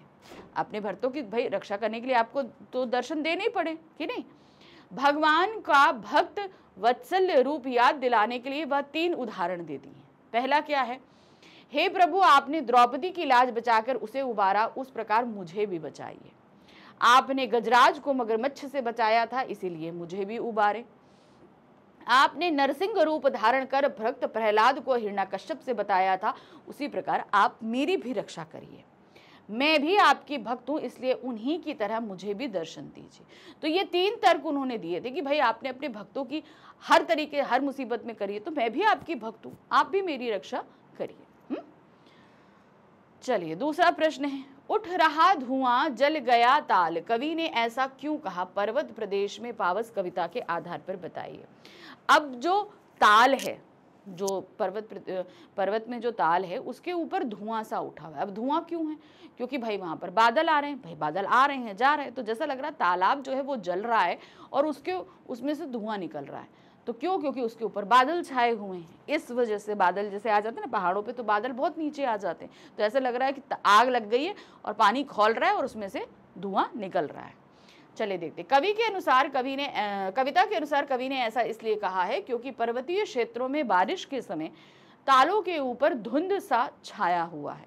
हमने कहा ना कि क्योंकि भाई टेम्परेचर वेरिएशन होता है, इसलिए वो धुंध छा जाती है, जो ऐसा प्रतीत होता है जैसे तालों में आग लग गई हो और उसमें से धुआं उठ रहा है। तो वो धुंध से हमें ऐसा पता चलता है कि ताल में जो है वो आग लगी है और धुआं उठ रहा है। तीसरा प्रश्न है, शहीद होने वाले सैनिक ने अपने साथियों से क्या कहा है, कर चले हम फिदा कविता के आधार पर बताइए। तो जो शहीद होने वाला सैनिक है वो अपने साथियों यानी कि सभी देशवासियों से क्या कह रहा है कि भाई हमने तो अपना बलिदान दिया, अपने कर्तव्य को निभाया और अपने देश की रक्षा करी, लेकिन अब हमारे जाने के बाद अब तुम्हारे ऊपर जिम्मेदारी है कि तुम्हें इन जो बलिदान के काफिले हैं इन्हें रुकने नहीं देना, देश का मान सम्मान इज्जत को बनाए रखना है। अब मेरे बाद ये सारी जिम्मेदारी तुम पर मैं देकर जा रहा हूँ। देखिए क्या है, कर चले हम फिदा जानो तन साथियों के माध्यम से सैनिक देशवासियों और युद्ध कर रहे अपने साथियों से ये कहना चाहते हैं कि उन्होंने साहस और वीरता से अपने देश की रक्षा करी। भाई साहस और वीरता दिखाई तभी तो आज भाई उनकी जान जा रही है कि अपने तन में ए प्राण रहते हुए उन्होंने देश की मर्यादा और प्रतिष्ठा पर आंच नहीं आने दिया। उन्होंने अपने सीने पर गोलियां खाकर देश के लिए अपने प्राणों का उत्सर्ग कर दिया। अब देश की रक्षा के लिए तुम भी अपने प्राणों की बाजी लगा दो, यानी कि हमने अपने देश की रक्षा के लिए भाई अपनी जान तो न्यौछावर कर दी। अब ये जिम्मेदारी तुम पर है कि तुम अपने देश की रक्षा करते हुए उसके मान सम्मान की रक्षा करते हुए अगर तुम्हें भी जान की बाजी लगानी पड़े तो वो भी काम तुम करोगे। चौथा प्रश्न है, आत्मत्राण कविता के माध्यम से कवि ने अपने अंतर्मन की भावना को किस प्रकार व्यक्त किया है। तो यहाँ पर कवि का जो एक स्वरूप हमारे सामने आ रहा है कि कहते हैं ना कि हम लोग सब कुछ ईश्वर पर भाग्य पर छोड़ देते हैं, नहीं, कवि यहाँ कर्म की बात कर रहे हैं। मेरे भाग्य में जो लिखा है वो तो अलग है, लेकिन मैं क्या करूँगा, मैं कभी इसके लिए ईश्वर को दोषी नहीं कहूँगा, ना ये कहूँगा कि भाई आप मेरी तकलीफ को कम करिए, मेरे ऊपर जो तकलीफ आ रही है बस मुझे इतनी हिम्मत दीजिए कि वो सारी तकलीफें मैं सह सकूं और एक पल के लिए भी आपकी सत्ता पर शंका ना करूं कि आप हैं कि नहीं हैं, आप मेरी सुन रहे हैं कि नहीं सुन रहे हैं, ऐसा किसी भी तरीके से मैं शंका ना कर सकूं। ठीक है ना। तो देखिए क्या है यहाँ पर उन्होंने दिया, विपत्तियों से बचने की नहीं, निर्भय होकर उनसे संघर्ष करने की शक्ति की बात करी उन्होंने। धैर्यवान होकर अपने उत्तरदायित्व का वहन किया है।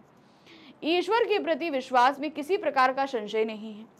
सहायता के स्थान पर पुरुषार्थ की कामना करी, उन्होंने हेल्प नहीं मांगी, मैं अपने आप उसका सामना करूंगा, ये बात उन्होंने कही है।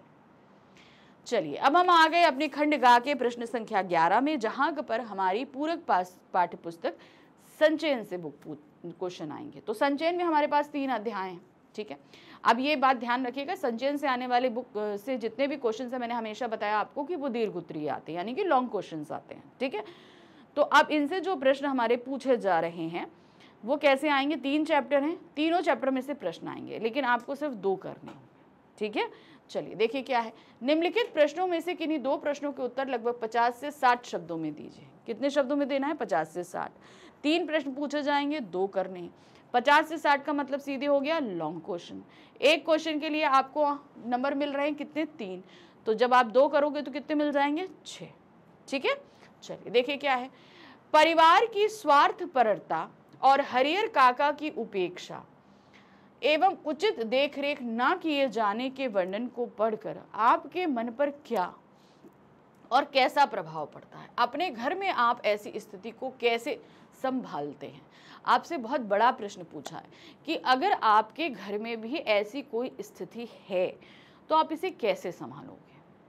देखिए सबसे बड़ी बात तो ये है कि ऐसी स्थिति होनी नहीं चाहिए कि किसी बुजुर्ग का इतनी बुरी तरीके से निरादर किया जाए, उसको खाने को नहीं पूछा जाए, उससे कोई 2 टूक बात नहीं करी जाए, तो ये बहुत ही गलत चीज़ होती है, ठीक है।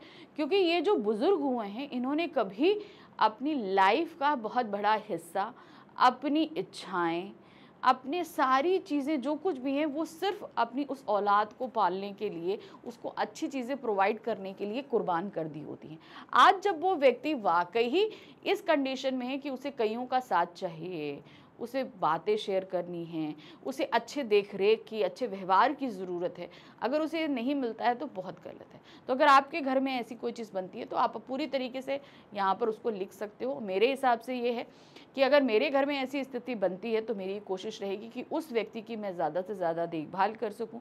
जो लोग उसके साथ ऐसा बिहेव कर रहे हैं उनको मैं अपने तरीके से घर में समझाने की उनको कोशिश करूंगी, नहीं है तो उनको दंडित करने की भी मैं कोशिश करूंगी, ठीक है। मेरा अपना जो तरीका, मैं अपना पॉइंट ऑफ व्यू बतानी, पहले तो हम समझाएंगे, नहीं समझते हैं तो दंडित भी किया जा सकता है, ठीक है।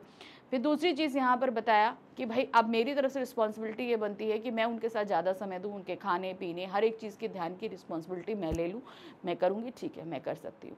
तो ये कुछ ऐसी चीज़ें हैं जो हम कर सकते हैं। हरिहर काका की उपेक्षा एवं उचित देखरेख न किए जाने तथा परिवार की स्वार्थपरता के वर्णन को पढ़कर हमारा मन व्यथित हो जाता है। मैंने कहा ना, दुखी हो जाता है, ऐसा नहीं होना चाहिए।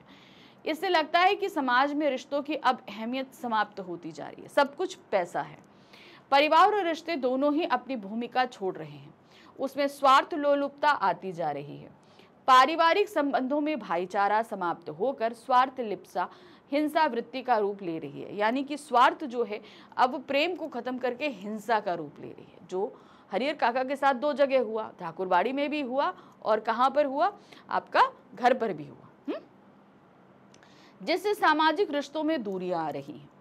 हम अपने घर में ऐसी स्थिति को संभालने के लिए पहले से ही धैर्य रखते हुए कानूनी तौर पर वसीयत बनवाते हैं, ठीक है। तो जो बुजुर्ग हैं उनको ये ध्यान रखना होगा कि अपनी वसीयत आप बनाइए, अपने जीते जी अपनी प्रॉपर्टी किसी के नाम नहीं रखिए, ठीक है, वसीयत बना कर रखिए, जिससे स्पष्ट रूप से ये लिखवा दे कि खेतों से आने वाली आय का एक हिस्सा उनको मिलेगा जो उनकी सेवा करेगा। इतना ही नहीं, अतिशय उद्वेग को नियंत्रित रखते हुए कोई भी निर्णय लेने की सावधानी रखें, बहुत ज़रूरी है। व्यवहार के लिए तो मैंने आपको पहले बता दिया, आप कर सकते हो। तो जो बुजुर्ग इस स्थिति में वो कर सकते हैं, वसीयत बनाएं, जो सेवा करेगा उसको हिस्सा मिलेगा, जो इस तरीके से आपराधिक रहेगा उनको कुछ भी नहीं मिलेगा। तो ये एक वसीयत रखनी चाहिए, ठीक है। चलिए दूसरा प्रश्न है, आजकल बच्चों में अनुशासन और जीवन मूल्यों के विकास के लिए शिक्षा व्यवस्था में कौन सी युक्तियां अपनाई जा रही हैं। सपनों के स्थित इन पाठ के संदर्भ में विचार करिए। तो उसमें हमने देखा कि बच्चों के अंदर जीवन मूल्यों को लेकर ऐसा ही कोई बातें नहीं होती थी, लेकिन आजकल बहुत सारी ऐसे एक्टिविटीज हो रही हैं, है ना। विद्यार्थियों को अनुशासन में रखने के लिए पाठ में अपनाई गई युक्तियां इस प्रकार से हैं। पीटी साहब बिल्ला मार मार कर बच्चों की चमड़ी तक उधेड़ देते थे। तीसरी चौथी कक्षाओं के बच्चों को थोड़ा सा भी अनुशासन भंग हो जाता तो उन्हें कठोर सजा मिलती थी। ये एक शारीरिक दंड है जो नहीं होना चाहिए, ताकि वे विद्यार्थी के जीवन में अनुशासन की नींव दृढ़ बना सके। इसके साथ साथ विद्यार्थियों को प्रोत्साहित तथा उत्साहित करने के लिए उन्हें शाबाशी भी दी जाती थी। लेकिन वर्तमान में स्वीकृत मान्यताएं इनके विपरीत है, यानी कि सरकार ने जो नियम बनाए हैं वो इसके विपरीत है। शिक्षकों को आज विद्यार्थियों को पीटने का अधिकार बिल्कुल भी नहीं है, इसीलिए विद्यार्थी निडर होकर अनुशासनहीनता की ओर बढ़ रहे हैं, क्योंकि आज पहले की भांति विद्यार्थी शिक्षकों से डरते नहीं हैं। इसके लिए विद्यालय और माता पिता दोनों ही जिम्मेदार हैं। ठीक है, अब अगर अनुशासनहीन हो रहे हैं तो कुछ तो ऐसा दंड विधान होना चाहिए कि भाई इनको कंट्रोल में किया जा सके। पहली बात तो ये चीज़ घर से ही शुरू होनी चाहिए। बच्चों में अनुशासन का विकास करने के लिए उन्हें शारीरिक व मानसिक यातना देना उचित नहीं है। उन्हें प्रेम पूर्वक नैतिक मूल्य सिखाए जाने चाहिए, जिससे उनमें स्वानुशासन का विकास हो। तो ये चीज़ घर से होनी चाहिए कि बच्चे समझा कर चीज़ों को सीखें, दंड देकर चीज़ों को नहीं सिखाए। क्योंकि दंड विधान क्या है, एक दिन बच्चा ढीठ बन जाता है, आप मारोगे, एक दिन वो आपकी बात सुन लेगा, 2 दिन सुन लेगा, 3 दिन सुन लेगा, चौथे दिन कहेगा भाई मारी तो खानी है, मार खा लेते हैं, हम नहीं सुनेंगे, है कि नहीं। तो दंड विधान बच्चे को ढीठ बनाता है। लेकिन अगर हम प्यार से समझाते हैं चीज़ों को कि अगर तुम ऐसा करोगे तो तुम्हारे साथ भविष्य में ऐसा हो सकता है, तुम अपने जीवन को अच्छा, तो उसे प्रोज एंड कॉन्स समझाते हुए जीवन के रास्ते पर आगे बढ़ाइए, ताकि वो खुद अपने द्वारा किए गए गलत कार्यों से डरे। किसी का डर नहीं हो, उसे खुद अपने अंतर आत्मा का डर होना चाहिए। जिस दिन वो बैठ जाता है, बच्चा कभी कोई गलत काम नहीं करता, अनुशासनहीनता नहीं करता। तो ये बात हम प्यार से धीरे धीरे बच्चों के अंदर ला सकते हैं। दंड विधान यानी कि शारीरिक दंड किसी भी हद तक सही नहीं होता। चलिए, तीसरा प्रश्न है, समाज में समरसता बनाए रखने के लिए टोपी और इफन जैसे पात्रों का होना आवश्यक है। तर्क देकर पुष्टि कीजिए। हमारा भारत या हमारा समाज विभिन्न संप्रदायों से मिलकर बनता है। हमारे आसपास आप देखेंगे हिंदू है, मुस्लिम है, सिख हैं, ईसाई है, जैन है, बौद्ध है, आप पारसी भी देखेंगे। बहुत तरह के धर्मों को आप हमारे आसपास देखते हैं कि नहीं देखते। अगर ये सारे धर्म आपस में लड़ते रहेंगे, मरते रहेंगे, एक दूसरे को छीटाकशी करना है, एक दूसरे को क्या कहते हैं वैमनस्यता फैलानी है, तो क्या आपके लिए वो समाज अच्छा है, हेल्दी एनवायरनमेंट है? बिल्कुल नहीं होता।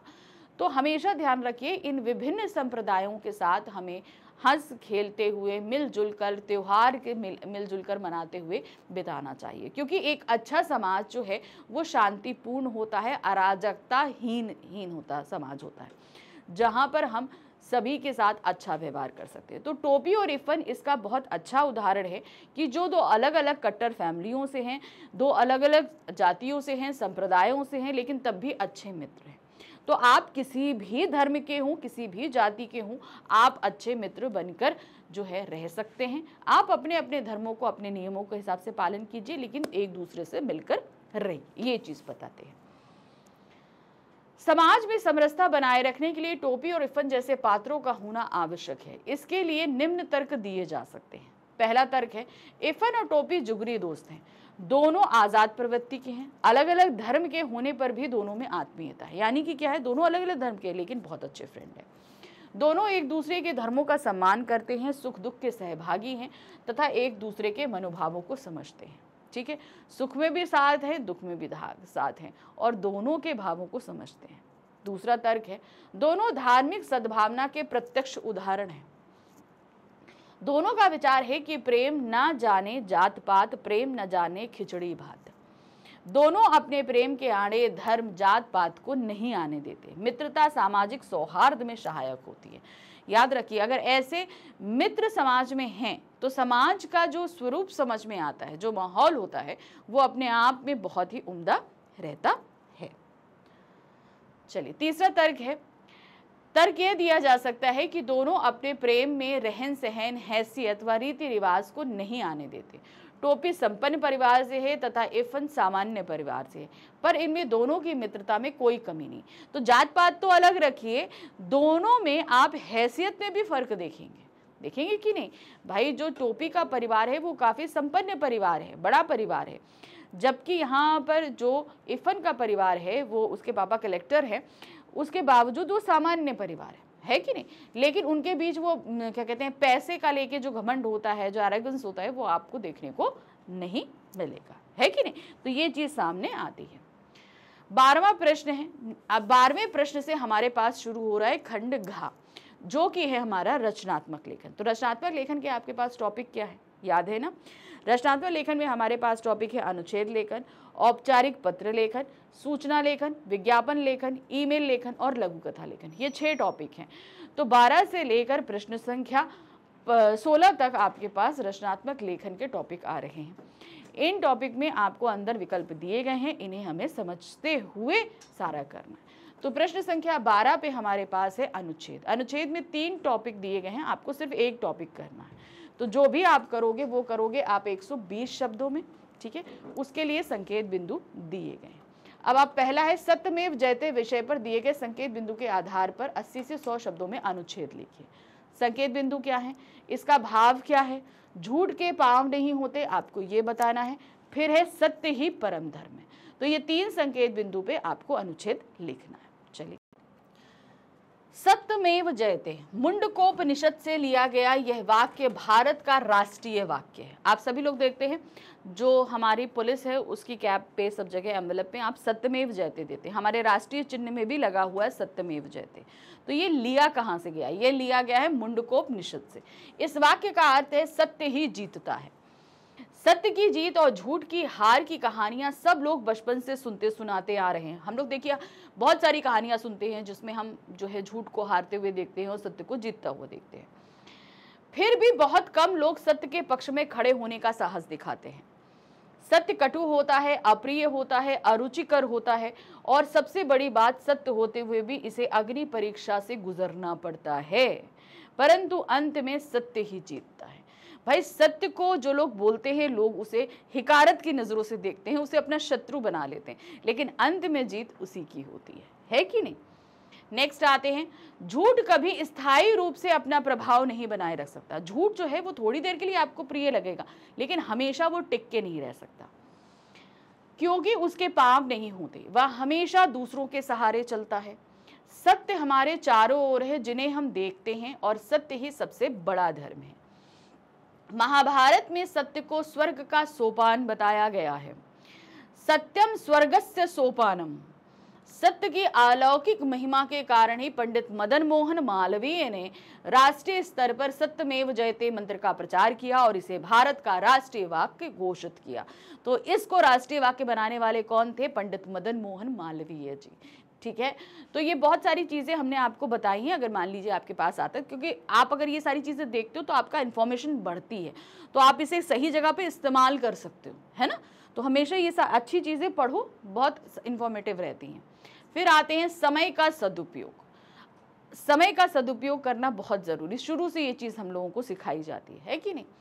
विषय पर संकेत बिंदुओं के आधार पर 80 से 100 शब्दों में अनुच्छेद लिखिए। अब ये संकेत क्या है, क्यों, कैसे, दुरुपयोग के खतरे, ठीक है। अब समय का सदुपयोग क्यों करें, अगर करें तो कैसे करें, और अगर हम इसका दुरुपयोग करते हैं तो इससे क्या खतरे होंगे, ठीक है। चलिए देखें क्या है। मानव जीवन में समय सबसे अधिक मूल्यवान है। समय को काल भी कहते हैं। समय निरंतर गतिशील है, क्षणभंगुर और परिवर्तनशील है। मनुष्य ने आज ज्ञान विज्ञान की सहायता से भौतिक साधनों पर अधिकार कर लिया है, परंतु समय अपराजय है। ध्यान रखना, समय पर कोई जीत नहीं हासिल कर पाया। भूली हुई विद्या, खोई हुई इज्जत, नष्ट हुआ धन, गिरा हुआ स्वास्थ्य और बिछड़े हुए मित्र या संबंधी पुनः मिल सकते हैं, परंतु बीता हुआ समय पुनः नहीं मिलता। यानी कि जो हमसे बिछड़ जाए वो सब हमें पुनः मिल जाएगा, लेकिन समय एक बार चला जाए तो वो दोबारा वापस नहीं आ सकता। समय सबके लिए समान है और समय कभी किसी की प्रतीक्षा नहीं करता। देखिए वो हमेशा चलता रहेगा, वो किसी के लिए नहीं रुकता है। और चाहे अमीर हो, गरीब हो, अंधा हो, लंगड़ा हो, बहरा हो, सुंदर हो, बदसूरत हो, कैसा भी हो, सबके लिए समान रूप से चलता है। किसी के लिए ना तेज चलेगा ना किसी के लिए धीमे चलेगा। समय का सदुपयोग ना करने वाला पछताता है। इसीलिए कहा गया है कि समय चूकी पुनः ना पछताने, समय चूकी पुनः न पछताने, यानी कि समय को अगर चूक गए तो दोबारा पछताने का मौका भी नहीं मिलता। मानव जीवन की सफलता का रहस्य समय के सदुपयोग में छिपा हुआ है। समय के सदुपयोग से सामान्य व्यक्ति भी महान बन जाता है। संसार में जितने भी महापुरुष हुए हैं उनके जीवन की सफलता का रहस्य समय का सदुपयोग ही रहा है। समय या काल रोके नहीं रुकता। वह तो चलता ही रहता है, इसीलिए समय की प्रतीक्षा करने वाला नासमझ माना गया। जो बोलता है कि भाई सही समय आएगा हम काम कर लेंगे, तो समय की प्रतीक्षा नहीं करनी है, आपको काम करना है। समय तो आता है, समय सभी समान रूप से चल रहा है। समय का सदुपयोग जो कर सके वही सफल जीवन जीता है। समय का उचित उपयोग ना करने से जीवन में निराशा, असफलता, असंतोष और हानि ही हाथ लगती है। समय का दुरुपयोग करने वाला व्यक्ति आलसी, गप्पी, परनिंदक, व्यर्थ घूमने वाला है, नासमझ एवं कर्तव्यहीन होता है। ऐसा व्यक्ति जीवन भर अभावों एवं कष्टों से घिरा रहता है। समय का सदुपयोग करने से न केवल व्यक्ति का अपितु समस्त समाज एवं राष्ट्र का हित होता है। तो जो समय का करता है वो अपना भला तो कर रहा है, वो समय साथ ही साथ राष्ट्र का भी भला कर रहा है, समाज का भी भला कर रहा है। क्योंकि भाई हम जो कुछ भी करते हैं, हम अच्छा करेंगे तो उसका बेनिफिट भी समाज को, राष्ट्र को मिलेगा। हम बुरा करेंगे तो इससे समाज और राष्ट्र को हानि भी होगी। तो ये हमेशा भाई समाज राष्ट्र कोई एक अलग संस्था थोड़ी ना है, ये हम ही सभी लोगों से मिलकर बनती है। तो समय का अगर हम सही सदुपयोग करते हैं तो हम पूरी तरीके से आगे बढ़ते हैं।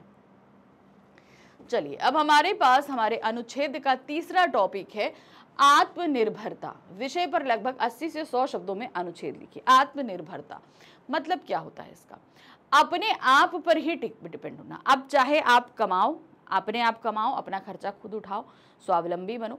साथ ही साथ यहाँ पर क्या बोल रहे हैं हम कि आप, जैसे हम लोग होते हैं ना, बहुत सारे लोग हैं भाई भूख लगी है मगर बनाना कुछ नहीं आता, खाली बैठे हैं, ब्रेड जैम लगा के खा रहे हैं, ब्रेड बटर लगाएगा। अरे भाई आपका शरीर है, आप है, आपको उसका पालन करना खुद आना चाहिए। आप कमा लेते हो मगर आप अर्न तो कर ले रहे हो, ठीक है, इतना पैसा कमा रहे हो कि अपनी, लेकिन आप चूल्हे पर रखकर एक कप चाय नहीं बना सकते तो बेकार है भाई। भाई अपना पेट है, खुद पालना आना चाहिए, है ना। तो पालने के लिए कमाना भी आना चाहिए और बनाना भी आना चाहिए। देखिए क्या है, इसको कैसे देंगे। आत्मनिर्भरता का अर्थ है स्वयं पर निर्भर, यानी अपने आप पर निर्भर, किसी और के ऊपर डिपेंड नहीं होना। अपनी शक्तियों के बल पर व्यक्ति सदा स्वतंत्र तथा सुखी जीवन जीता है। ईश्वर भी उसी की सहायता करता है जो स्वयं अपनी सहायता अर्थात अपना कार्य स्वयं करते हैं। तो हमेशा ध्यान रखना, ईश्वर उन्हीं के साथ रहता है। इसके विपरीत जिन लोगों को दूसरे का आश्रय लेने की आदत पड़ जाती है वे उन लोगों और आदतों के गुलाम बन जाते हैं। तो ध्यान रखिए, हम दूसरे के ऊपर डिपेंड है, अब वो आएगा बनाएगा तब करेंगे तब करें होगा, बहुत गलत है। हम दूसरे के ऊपर डिपेंड है, हम उनके गुलाम बन गए। वो अगर बनाकर देगा तब तो हमें मिलेगा, अगर वो बनाकर नहीं देगा तो हम तो भैया बैठे हैं, हमें तो कुछ नहीं मिल रहा। उनके भीतर सोई हुई शक्तियां मर जाती हैं, यानी कि उनके अंदर भी कैपेबिलिटी होती है, लेकिन अब चूंकि वो दूसरे पर निर्भर है तो वो क्या होंगे, दूसरे पर डिपेंड हो जाते हैं। उनका आत्मविश्वास घटने लगता है। संकट के क्षण में ऐसे पराधीन व्यक्ति झट से घुटने टेकने को विवश हो जाते हैं।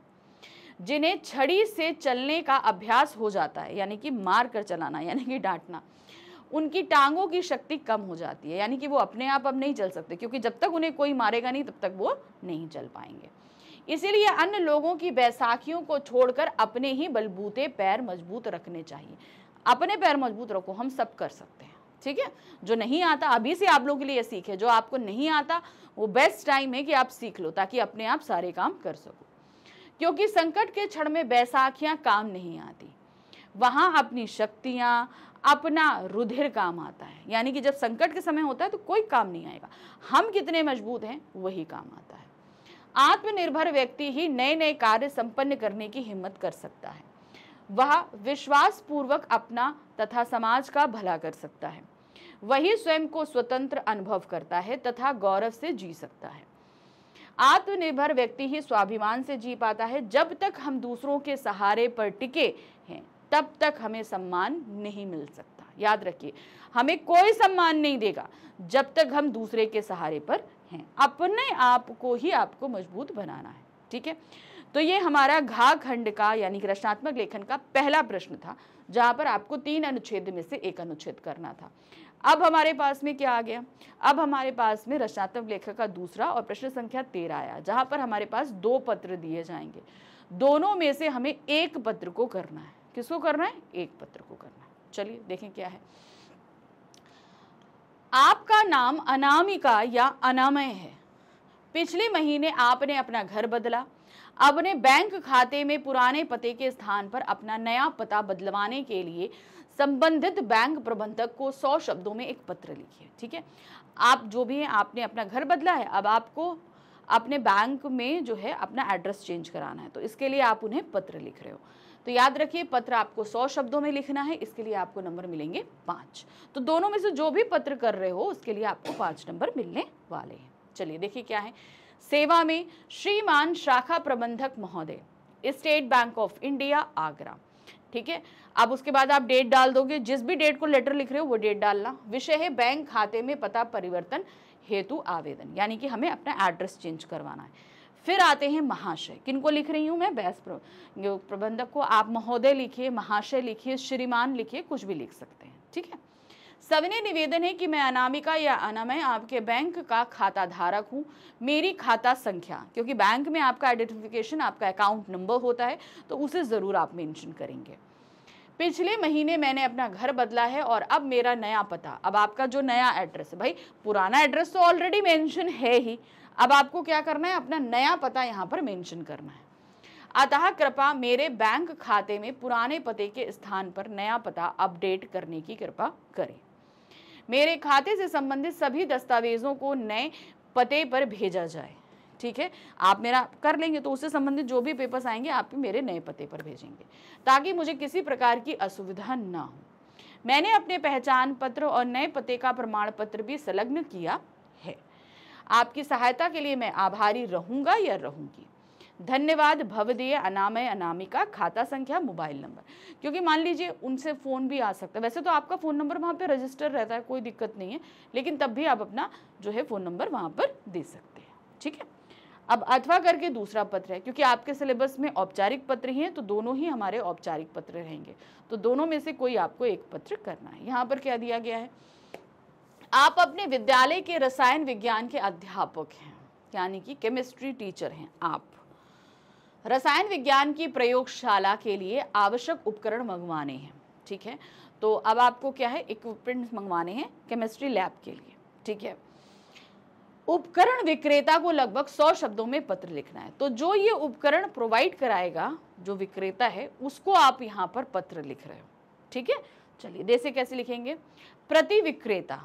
अब प्रति विक्रेता हमें नहीं पता कौन है, तो हमने प्रति यानी कि सम्माननीय शब्द दे दिया और विक्रेता दे दिया। ज्ञान भंडार गृह, रायपुर, छत्तीसगढ़। अच्छा, यहाँ पर डेट नहीं मेंशन है, आप यहाँ डेट मेंशन कर लेना। विषय है रसायन विज्ञान की प्रयोगशाला के लिए आवश्यक उपकरण मंगवाने हेतु पत्र।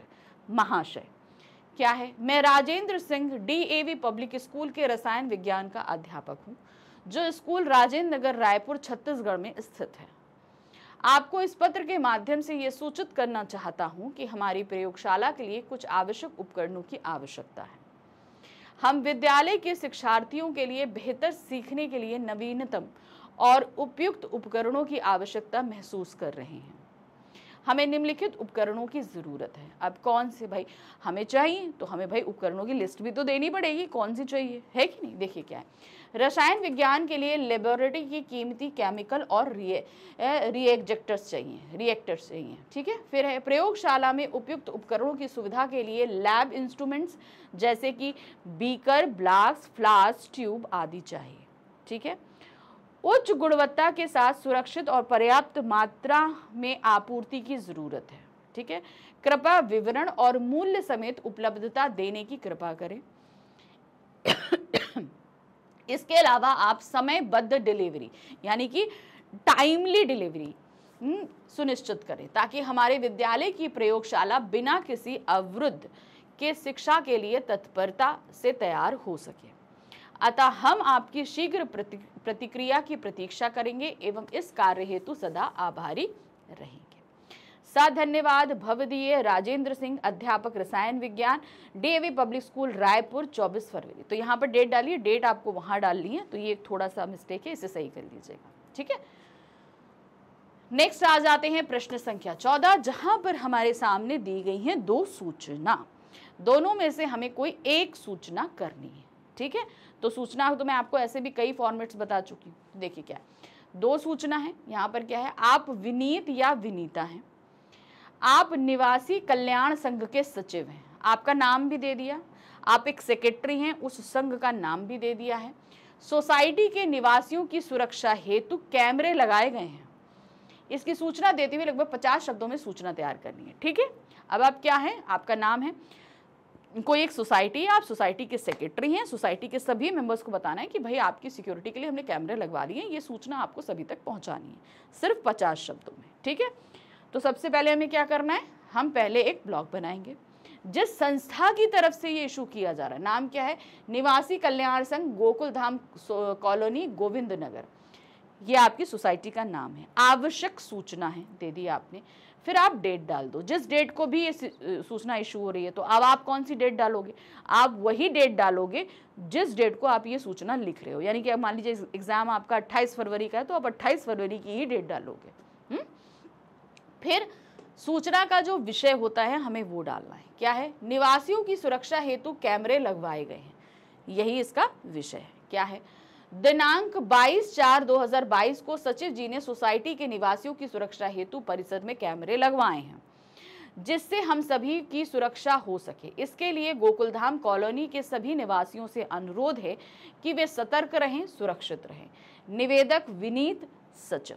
ठीक है, तो इस तरीके से उन्होंने बता दिया कि भाई कैमरे लग गए हैं, कोई भी आपत्तिजनक घटनाएं नहीं होनी चाहिए, ना ही आपराधिक घटनाएं, नहीं तो वो कैमरे में कैद हो जाएगा, फिर आप लोगों को दंड मिलेगा। एक तरीके से जो आपराधिक गतिविधि वाले लोग हैं उनके लिए चेतावनी भी है, और जो लोग थोड़े डरे रहते हैं उनके लिए सुरक्षा का एहसास भी है। ठीक है, नेक्स्ट आ जाते हैं। अब अथवा करके हमारे पास दूसरी सूचना दी गई, तो दोनों में से एक करनी थी। यहाँ पर क्या है, आपके विद्यालय में आपदा प्रबंधन कार्यालय का आयोजन किया जा रहा है। यानी कि अगर कोई इमरजेंसी होती है तो उस दौरान आप किस तरीके से काम करोगे, इसके लिए आपको बहुत सारे रूल्स हैं, इंस्ट्रक्शंस हैं, आपको दिए जाने वाले हैं। ठीक है, इस कार्यशाला में छात्र कल्याण परिषद के सचिव होने के नाते आप कौन है, छात्र कल्याण परिषद के सचिव।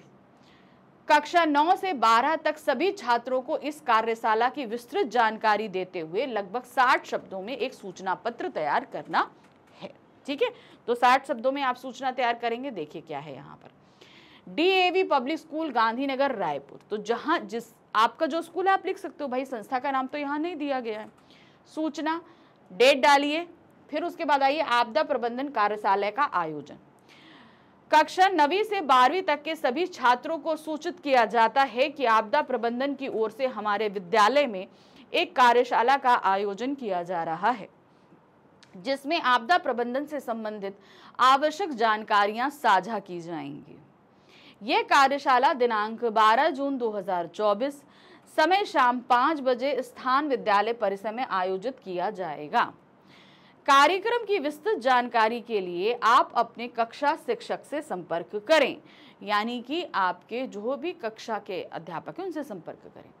अतः आप सभी विद्यार्थियों से अनुरोध है इस कार्यशाला में उपस्थित होकर आपदा प्रबंधन की जानकारी लें और इस आयोजन को सफल बनाएं। धन्यवाद, सचिव छात्र कल्याण परिषद। ठीक है, ओके, चलिए अब आ जाते हैं प्रश्न संख्या 15। यहाँ पर क्या दिया गया है, यहाँ पर हमारे सामने जो है 2 विज्ञापन है।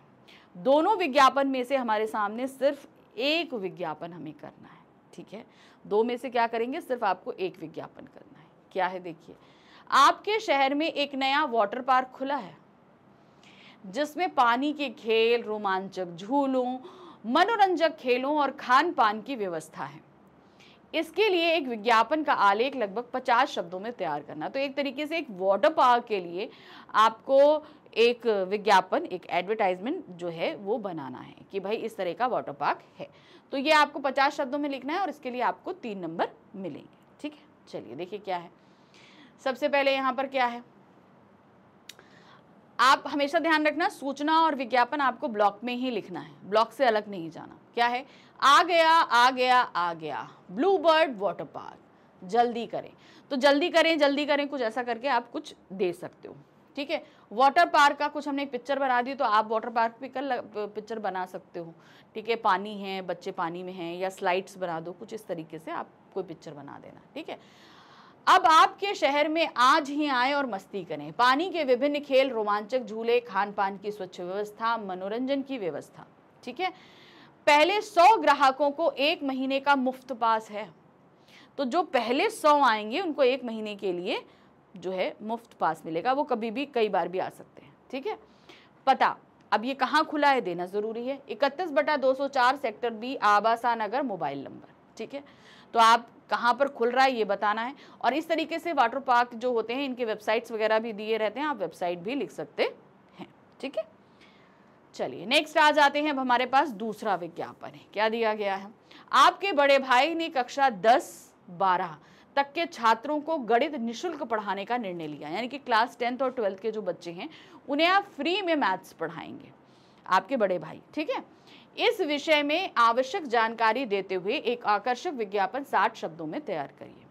ठीक है, तो ट्यूशन लेंगे लेकिन वो भी फ्री में। देखिए इसको कैसे करेंगे, पहले आप ब्लॉग बना लेना। अब चूंकि फ्री है तो इस चीज को हमें हाईलाइट करना पड़ेगा, निःशुल्क गणित शिक्षा, तो इसे थोड़ा सा हाईलाइट करना। फिर आते हैं विवेक कोचिंग सेंटर, इन गर्मियों की छुट्टियों में गणित का ज्ञान पाइए। गणित का उच्च कोटि का ज्ञान है, व्यवस्थित एवं शांतिपूर्ण वातावरण है, योग्य व अनुभवी अध्यापकों द्वारा पढ़ाई का ज्ञान है। कक्षा 10 से 12 तक के छात्रों को निःशुल्क पढ़ाने की व्यवस्था है, मौखिक व लिखित कक्षाएं हैं। ठीक है, केवल 10वीं और 12वीं के छात्रों के लिए प्रवेश प्रारंभ है, यानी कि अभी एट टाइम क्लास 10th और 12th के लिए ये है। ठीक है, संपर्क करें सरोजनी नगर, दिल्ली, फोन नंबर।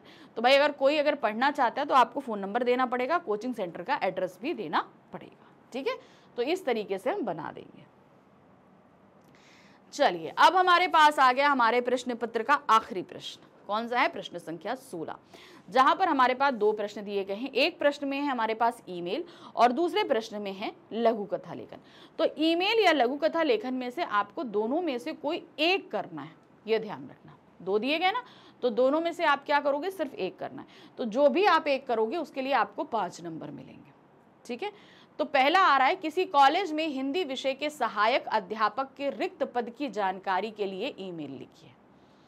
यानी कि आपको ये जानना है, आप ये ईमेल अलग अलग विद्यालयों को कर रहे हो जहां पर आपको ये जानना है कि क्या आपके यहाँ हिंदी विषय के अध्यापक की पोस्ट खाली है। ठीक है, देखो हिंदी विषय के सहायक अध्यापक यानी कि जूनियर जो होते हैं, क्या उनके लिए कोई पद खाली है, आप ये जानकारी अलग अलग संस्थानों से पता कर रहे हो। ठीक है, तो अब देखिए यहाँ पर क्या करोगे, सबसे पहले आप यहाँ पर क्या डालोगे, फ्रॉम अपना, फिर टू जिसको भेज रहे हो। इसके अलावा आपको यहाँ पर BCC में कई सारे जो हैं वो ईमेल्स डालने पड़ेंगे, क्योंकि आप किसी एक संस्थान में नहीं पता कर रहे हो।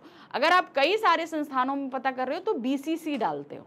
ठीक है, हमेशा ब्लाइंड कार्बन कॉपी, क्योंकि हम नहीं चाहते कि एक संस्थान जान सके कि हमने दूसरे संस्थान में भी ये मेल भेजा है। ठीक है, उस कंडीशन में हम क्या डालेंगे, BCC डालते हैं।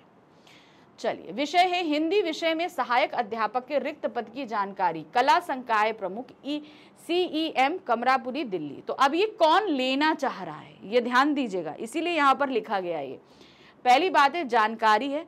अब ये जानकारी हम कहाँ से ले रहे हैं, कला संकाय प्रमुख हैं हम, कहाँ के, CEM, कमरापुरी, दिल्ली की तरफ से। हम ये इस हैसियत से आपसे इंफॉर्मेशन लेना चाह रहे हैं। ठीक है, चलिए, माननीय महोदय, सादर सूचित करना चाहती हूँ कि मैं रीना दत्त हिंदी विभाग की शोध छात्रा हूँ। मेरी PhD समाप्त होने की ओर अग्रसर है। महोदय, हिंदी विभाग में सहायक अध्यापक के कुल कितने पद रिक्त हैं, कृपया जानकारी प्रदान करें। आपसे सहयोग की अपेक्षा में, धन्यवाद, रीना दत्त। तो क्या होता है कि जो लोग इस तरह के शोध कार्य करते हैं यानी कि रिसर्च करते हैं, वो लोगों को कुछ टाइम इंटर्नशिप में भी देना पड़ता है। तो उसके लिए उन्हें पता करना पड़ता है कि भाई आपके यहाँ पद रिक्त है तो मैं वहाँ पे इंटर्नशिप के लिए अप्लाई कर सकती हूँ। तो उसी की जानकारी के लिए हम ये पता कर रहे हैं।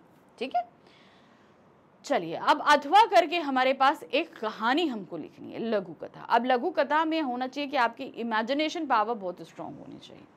तो आज विषय क्या है, देखिए, लॉकडाउन में गरीब, यानी कि जब लॉकडाउन लगा तो उस दौरान गरीब बहुत परेशान हुए, उस पर आपको एक लघु कथा लिखनी है। करीबन कितनी, 100 से 120 शब्दों में। चलिए देखिए कैसे लिखेंगे। लॉकडाउन में गरीब, ये वाकया उस वक्त का है जब पूरे देश में कोरोना के कारण लॉकडाउन लगा हुआ था। मैं जहाँ रहता हूँ वहाँ से थोड़ी दूर एक बस्ती है जिसमें गरीब मजदूर रहते हैं। हुआ ऐसा कि एक दिन मैं वहाँ से गुजर रहा था तो मैंने एक झोपड़े से कुछ आवाज़ें सुनी। उस घर के बच्चे भूखे थे और खाना मांग रहे थे। मैंने पास ही खड़े एक आदमी से पूछा कि कुछ कठिनाई है क्या। मेरी बात सुनकर वो बोला, बंदी होने के कारण सारे काम बंद हैं और काम नहीं होने के कारण हमें पैसे नहीं मिल रहे। बात सही है, जो डेली काम करके कमा रहा है उनके पास पैसे नहीं हैं। लगभग पूरी बस्ती की यही स्थिति थी कि सभी घरों के में खाने की सामग्री या तो नहीं थी या फिर बहुत कम थी। इस पर मैंने उनसे पूछा कि सरकार ने तो सभी के लिए खाने की व्यवस्था मुफ्त में की है। तो उसमें से एक ने कहा, हम अपना राशन लेने के लिए गए थे लेकिन हमें कुछ भी नहीं मिला और बताया गया कि अनाज आया ही नहीं है। मैं और मेरे कुछ दोस्तों ने मिलकर इनकी मदद करने की ठानी। हम सभी अपने घरों से कुछ राशन लेकर आए और आसपास और लोगों की भी मदद के लिए प्रोत्साहित किया ताकि 2-3 दिन के लिए उन्हें भोजन मिल जाए। इसी बीच एक एनजीओ ने आकर उनके भोजन की व्यवस्था करने का भरोसा दिया। तो ये काल्पनिक तो नहीं कहा जा सकता, ये सच में घटित हुआ है। जो लॉकडाउन के दौरान बहुत सारे गरीब लोग थे जिन्हें बहुत सारी मुसीबतों का सामना करना पड़ा था। ठीक है, तो इसी प्रश्न के साथ खत्म हुआ हमारा प्रश्न पत्र संख्या 4। तो देखा ना, हमने अभी तक सैंपल पेपर 4 सॉल्व कर लिए हैं। तो इनके ज़रिए आप काफ़ी हद तक समझ रहे हैं कि क्वेश्चन पेपर किस तरीके से आने वाला है। तो प्रैक्टिस करते रहिए, अभी तो और लेकर आऊँगी मैं। ठीक है, तो चलिए जल्दी मिलते हैं दोबारा नेक्स्ट क्वेश्चन पेपर के साथ में।